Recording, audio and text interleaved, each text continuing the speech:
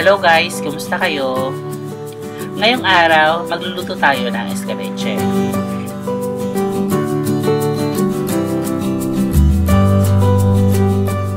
And if you are new to my channel, this is Mike Laurente. Welcome! And please don't forget to subscribe. Our fish escabeche coming right up.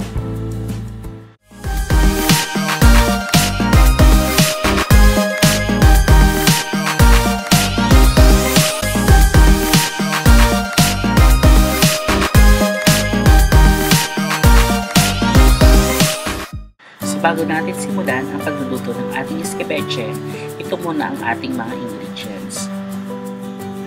We need fish thoroughly cleaned, bell peppers, vinegar, whole peppercorn, onions, garlic, sugar, salt, and we also need cooking oil for frying.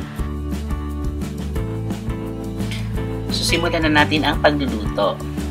Ilagay natin ang ating cooking oil into our frying pan over medium-high heat. Then, iprito na natin ang ating isda. As you can see, kung paano naman ang gamitin fish sa recipe ngayon, gaya ng aking mga previous fish recipe videos. Kadalasan kasi nagsasilip ang paano sa ating location. And as a typical Pinoy abroad, tumigil ng maraming pag-seal. But you can use any other kind of fish of your choice. We're gonna fry the fish for both sides. Then, pag naluto na ang mga ito, we're gonna set it aside. In a separate pan, i-pour natin ang ating vinegar. Then, antayin natin na kumulo. After that, we're gonna put in our sugar. Isabay na rin natin ang ating whole peppercorn at ang garlic.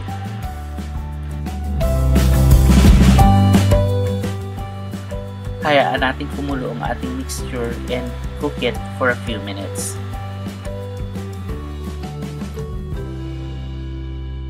After that, we're gonna add in our onions,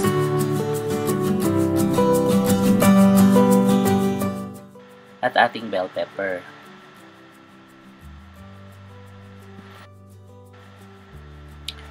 Usually, sa escabeche, red bell peppers lamang ang sinasama sa recipe. But since I got a green bell pepper on hand, isinama ko na rin po ito. We're gonna cook this for a few minutes. And once na lumabot na yung ating bell peppers and onions, we will season it with salt, tsaka natin haluin.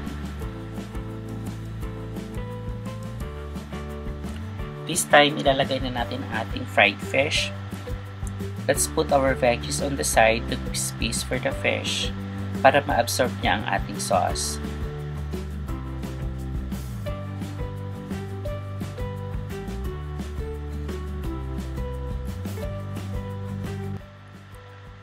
We're gonna cook this for a few more minutes bago natin i-serve sa ating serving plate.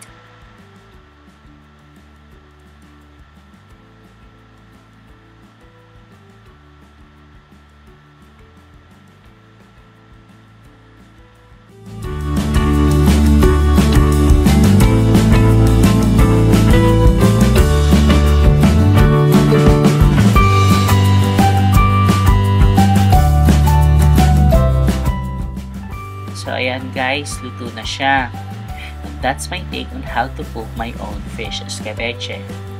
I hope nag-enjoy kayo sa video na ito.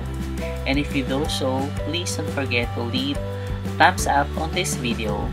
At sa lahat ng mga bago sa aking channel, please don't forget to subscribe and hit that bell icon notification para ma-update kayo sa aking mga videos.